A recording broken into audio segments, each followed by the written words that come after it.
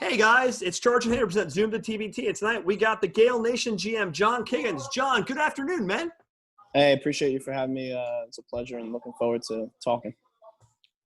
Yeah, thanks again for jumping on, John. Excited to have you on, talk about GaelNation, obviously bubble week, so a lot to talk about. But before we get into all that and you make your case to the TBT selection committee, want to learn a little bit more about you and your team and how you got involved with TBT and how are you affiliated with Iona and got this team running?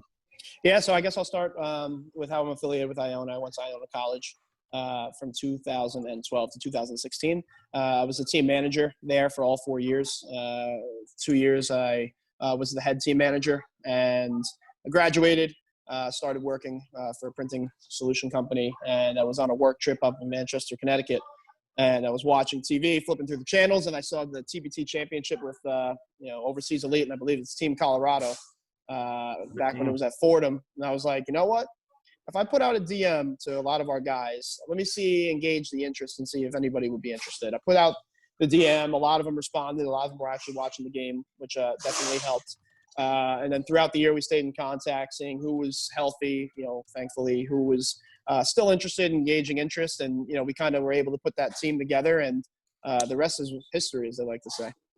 Yeah, and it makes sense because, Iona's got a really passionate fan base, being one of the few colleges in New York that actually pulls fans. New York and both John and I are from the area. We know it's more of a pro sports town. So can you speak to how Iona can be one of the more passionate fan bases in the tri-state area, and what can they bring to the table from a fan perspective?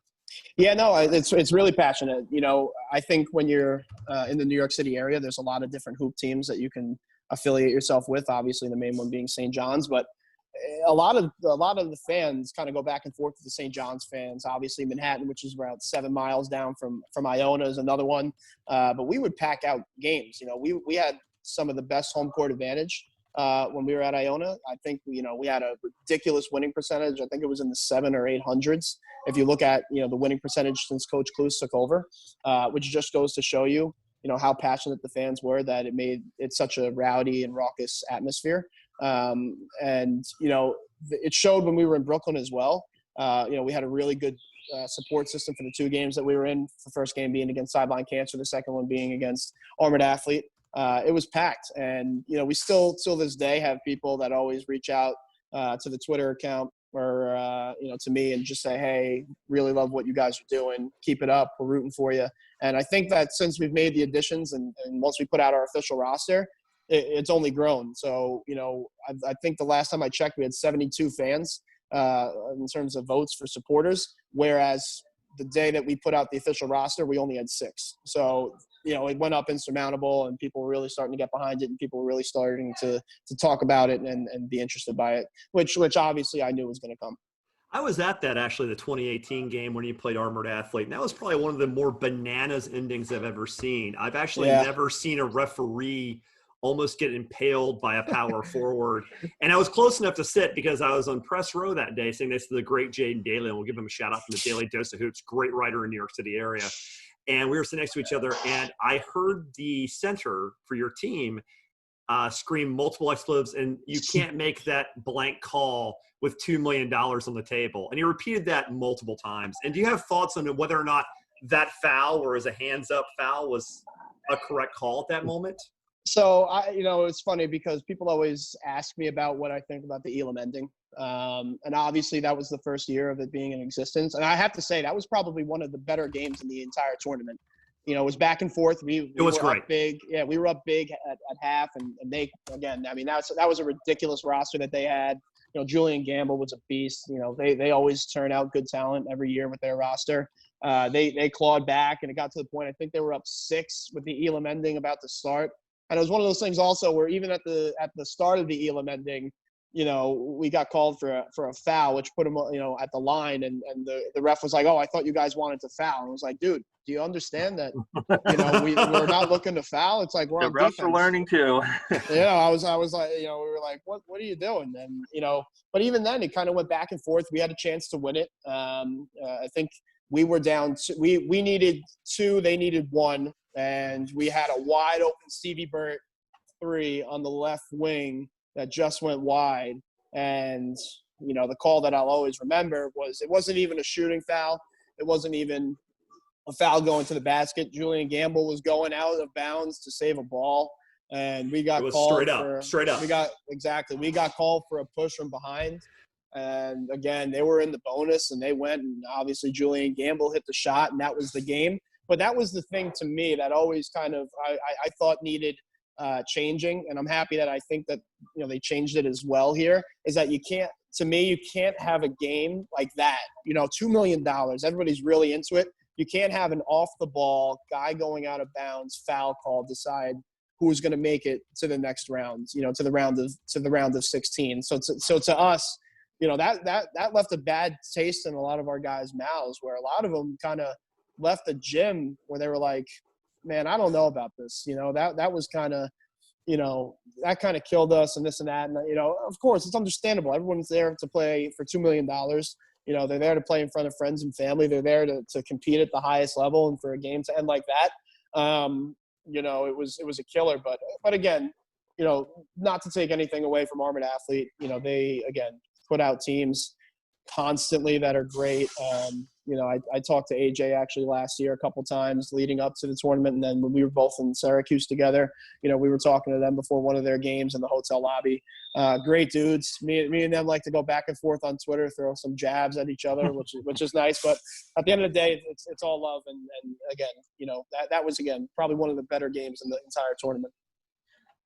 Yeah, no, absolutely. So just a quick recap of your history so people understand, how good this team is. GaelNation's never been a one-and-done team, and actually have beaten some really successful franchises. So in 2017, you guys beat City of Gods in the first round. 2018, you took out Sideline Cancer, who historically has some great teams. 2019, Team Fancy, really good team.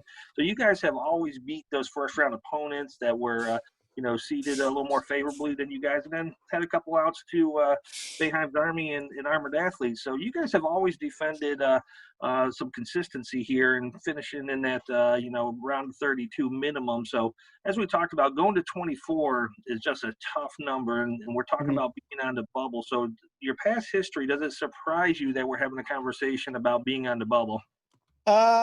To be quite honest, yeah. And the reason being, when we play City of Gods, they were two-time defending regional champs when we played them, and we beat them. And that was a team that was also stacked. They had Ron Slay and Collins and all those guys, and we came down and we beat them. And a lot of people forget that game against Boeheim's Army in 2017. We were down 21 with 9 minutes left, and we were up 2 with a minute left. And that game went to double overtime. And to me, I will always go down as saying that this was easily, in my mind, the best game in TBT history.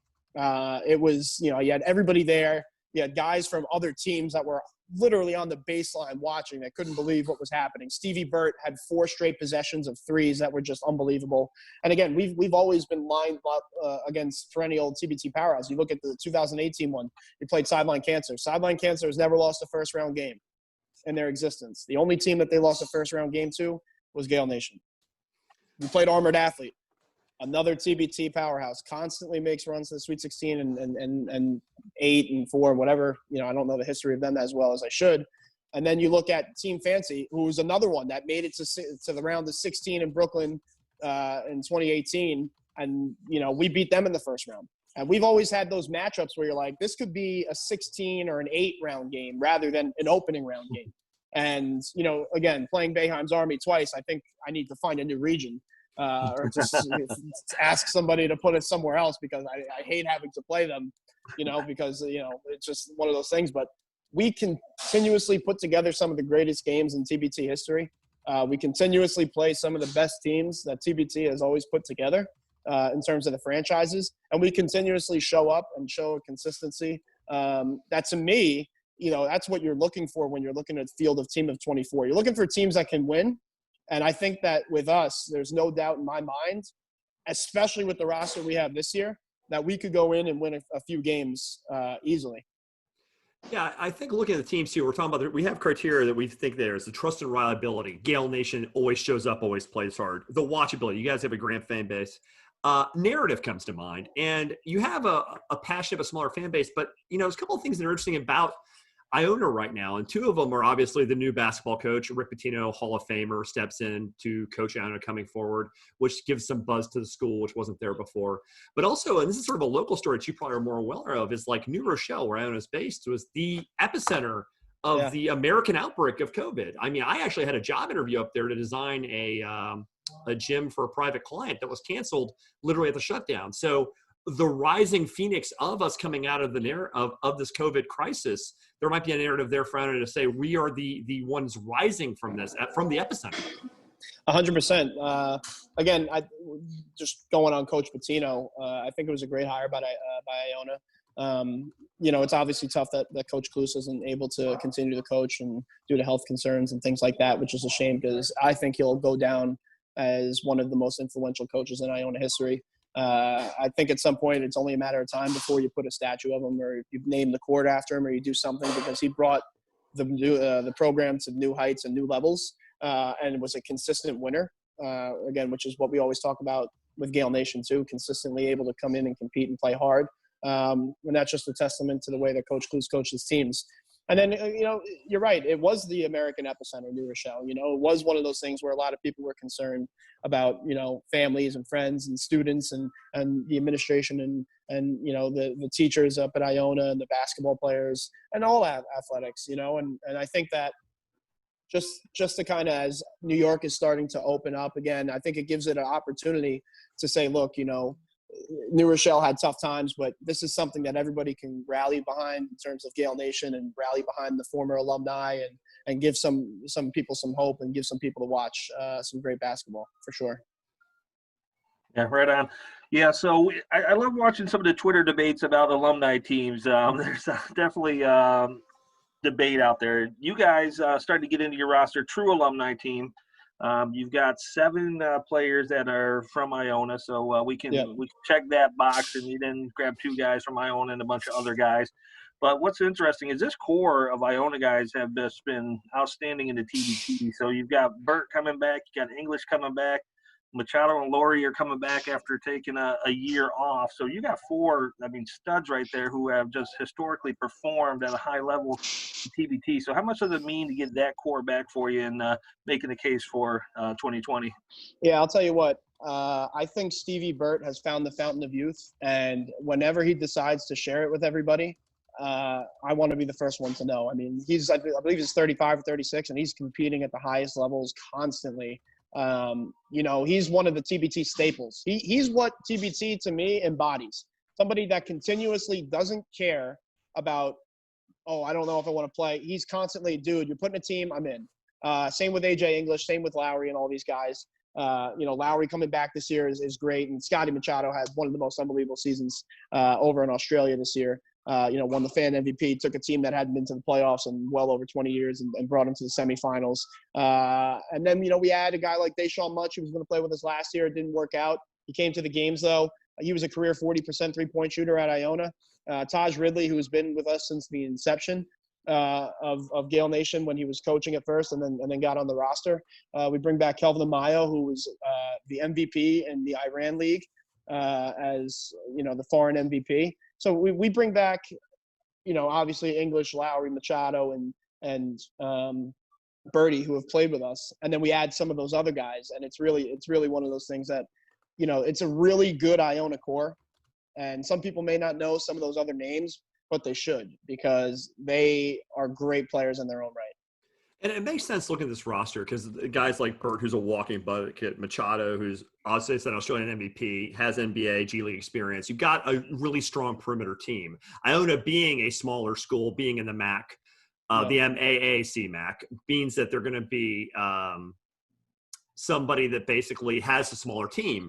So it's interesting to look at sort of your grad transfers is the term now for TBT. A guy like Damon Stone being a Maryland, a G League guy, younger, bigger, a 7-footer. Does he add a bit of some size and some beef to allow your guys like Burt and Machado to play off the ball and really actually get cleaner looks? Yeah, I think this is the first year that we actually, have big depth, right? As much as Lowry is 6'8" and 6'9", he can handle the ball. And Iona, he was bringing the ball up sometimes. People forget that. When we had Diamond Stone, He brings a 7-foot presence, a big body, someone who's going to compete his tail off, brings that NBA credibility with him as well, and had a great season in the G League and was a former All-American. I think people forget that. He was one of the best players at Maryland at the time. And then we also had Usman Drame, who was the all-time leader in block shots, rebounds, and double-doubles in Quinnipiac history, which is another MAC school. And he's a monster. He played over in France this year and had a terrific year. He's a shot-blocking machine. He's very versatile, gets up and down the floor, has a really nice mid-range touch, can get out to the three-point line too when necessary. So he really opens up a lot of options for Birdie or Scotty or Kelvin, whoever's going to be on the ball at the time when they're bringing it up, or AJ even, for some pick-and-roll situations, for some pick-and-pop situations. And then again, like you said, they're going to have to force help, and you're going to have Birdie and Deshaun and Austin Ojukwu and all these guys that are just sitting on the three-point line, letting them flow. So I think we're a really tough team to guard now that we have these two really big presence in the paint. And I think that we're ultimately also a much better defensive team now that we have these shot blockers that are down there in the middle. Yeah, so Hayner's going to apply for the Diamond Stone fan club president. I like we it. were talking before we jumped on with you, and he was just gushing about Diamond Stone, and I'm like, yeah, okay, I get it. But I really love Machado. I think he's going to be the star of the team this year. Hopefully you guys get in and he can show it off. But yeah, no disrespect to Stone, but yeah, we're having a healthy debate on who the go-to guy there is. Yeah, anyways, that's not correct. Hang on, we weren't having a debate on who the go-to guy was. I think guys like Burt and Machado are still the go-to guys. That's not what we're debating. Yeah, you were gushing way too hard on Stone now. But that's I'll tell you. I'll tell you what. We have a lot of guys that you can go to realistically. You know, if that's the one thing that I always love about our depth in terms of the guard play.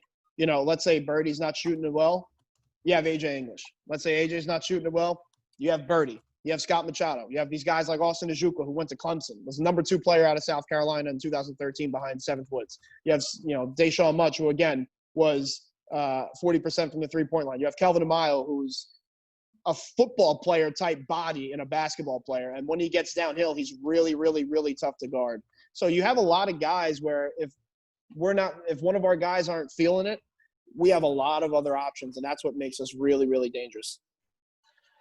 Yeah, so we talked a little bit about some of the criteria that we know TBT is looking at, some of that trust and reliability, watchability, fan base, the talent, and the narrative, what you're going to bring to TBT. So before we came on talking with you, we kind of identified, we believe there may be one spot for about 3 teams. Obviously, we got you in there, Fort Wayne in there, your friends from Jimmy V in there. So what makes you guys different? What is, without picking on the other TBT, because I know you're friends with some of those guys, but what makes you guys different? Why should TBT say, yeah, we definitely need you over these other folks on the bubble? Make your case. Yeah, no, I think the main thing is we bring 3 former NBA players. We bring Diamond Stone, we bring Gary Forbes, and we bring Scotty Machado.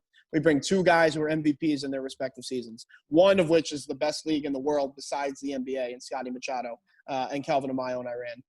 We played arguably, and I will always say this, some of the top games in TBT history in each one of our games, So I respect what a lot of the other teams do, but our roster, I would love to have a playing game against some of them and just show what we can do and just say, I understand that we may be on the bubble, but we're really not a bubble team.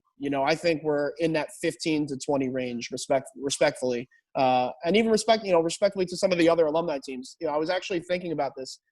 I love what Billy Clapper and Jordan Griffith and those guys do at Sideline Cancer. I really respect it. And to me, the one thing that I always kind of leaves a bad taste in my mouth is, how people talked about them being this massive upset last year against Self-Made in Kansas. It was the craziest upset. That's not an upset. When you have these big alumni teams that come in, generally they don't perform. Take a look at Kansas last year. Take a look at Memphis losing, as the one seed.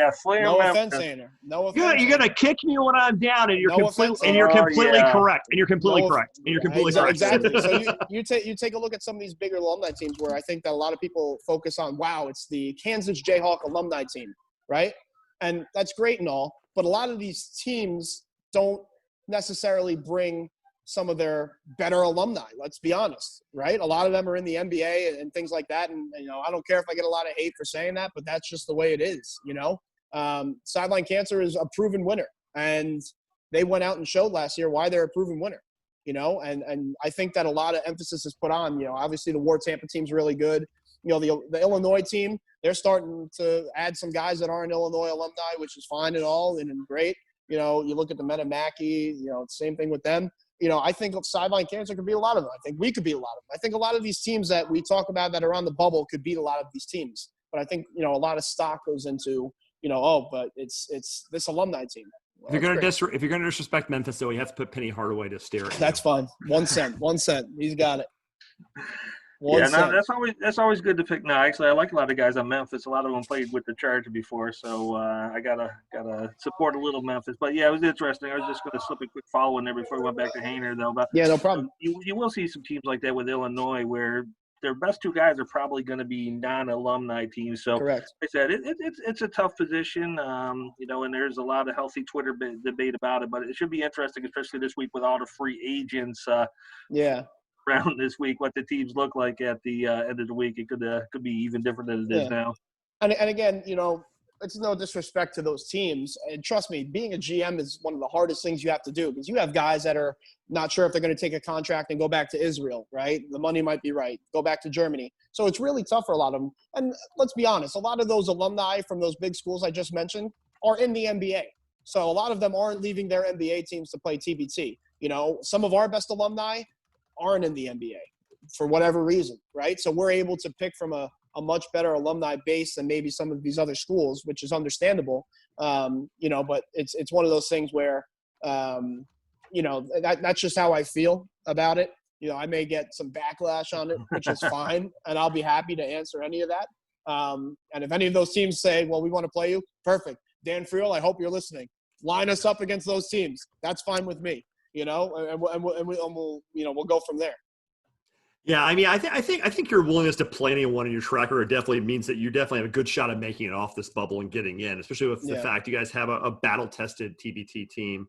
Talking about the current conditions, obviously, COVID has changed how people are preparing, how everybody's trying to get through this. It's changed the entire nature of the tournament, all of our lives, in fact. So is your team sort of committed to whatever the quarantine rules are going to be? Are you guys really ready to make the sacrifices necessary to be almost embedded in the process? 100%. I think, first of all, we have constant communication with our guys via Instagram, just making sure, one, everybody's healthy first and foremost, which is most important, right? Because, we're not going to sit here and say, well, I don't care if you're healthy. Tell me, are you ready to play basketball? Making sure that everyone's healthy, making sure everyone's families are good. We have a lot of guys from the tri-state area, tri-state New York. So a lot of the states have kind of been shut down. So guys, have been finding different ways to work out. But everyone's constantly working out, which is great. Scotty Machado is actually coming back from Australia. He stayed over there and had been working out because there were no cases in his state over there. So he had been constantly working out. So a lot of them, is mainly guys that have been working out in some way, shape, or form. But the one thing that we're always committed to is player safety and player health. And I think, if we're able to get in, we've established a way that everyone's going to get tested prior to leaving, and then get tested obviously again once we get there. And at that point, it's a business trip. These guys aren't here for fun. We're here for winning $2 million, right? We're here so my Zelle account can go up. We're not here to say, oh wow, look at me, I'm in so and so place, I'm in a hotel and this and that. No, it's a business trip at the end of the day. You're able to. Some guys are playing for contracts. That's what I think is the best part about TBT and the Gael Nations and some of these alumni teams that maybe not have some notable guys. Some of these guys are playing for contracts. So you're playing for your livelihood. And there's a difference between playing for your livelihood and playing just to play, which I think brings an extra grit, an extra passion, an extra, I'm going to get that loose ball to our squad and to our team. Yeah, and I think this year even more so, obviously the dates haven't been announced, the location hasn't been announced yet, but I have a feeling this thing's going to kick off before the NBA season gets back up and running. So all eyes are going to be on this, whether basketball fans, scouts, people just looking to, see some good players in action. So that's going to be pretty exciting. And just to kind of talk about the health and safety, TBT's done an amazing job making sure that their plan is solid, a lot of layers in place to get people from point A to competing in point B. So, hats off to those guys for doing what they do to keep it safe. I'm sure, they want anything but to have 64 teams this year, but unfortunately 24 is in the card. So, but before we kind of head off to closing, we always love, especially tenured folks like yourself, talk about some of your favorite TBT memories. So you've had some pretty high highs, some lows, and some bad calls. So what's your favorite? Well, actually, if I ask AJ, he's going to say it wasn't a bad call. But yeah, so you've had some really intense games, and that's why I've always kind of liked GaelNation since I started following TBT. It always seemed like you were in some type of a game that was, just making your heart race, and it was exciting, whether you had big leads or cutting leads. So what's your favorite TBT moments from the past 3 years? I got a couple. I think first and foremost, just winning the first game is up there, right?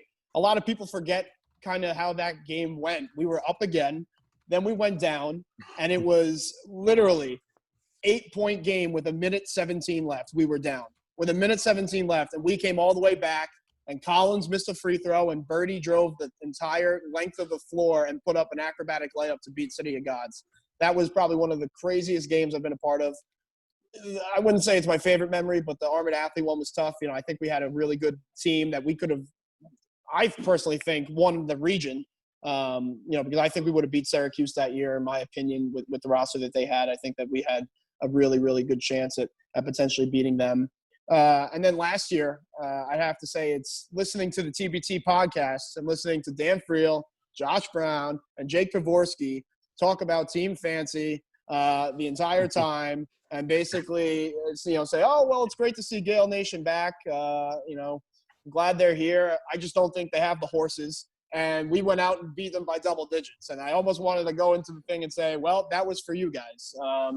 It's one of those things where, we're always kind of like, oh, they're a great TBT first round team, this and that. But this year we want to be more than just a great first round TBT team. I think that the roster we have is probably the best in terms of depth, in terms of talent, in my opinion, where we can compete with anybody.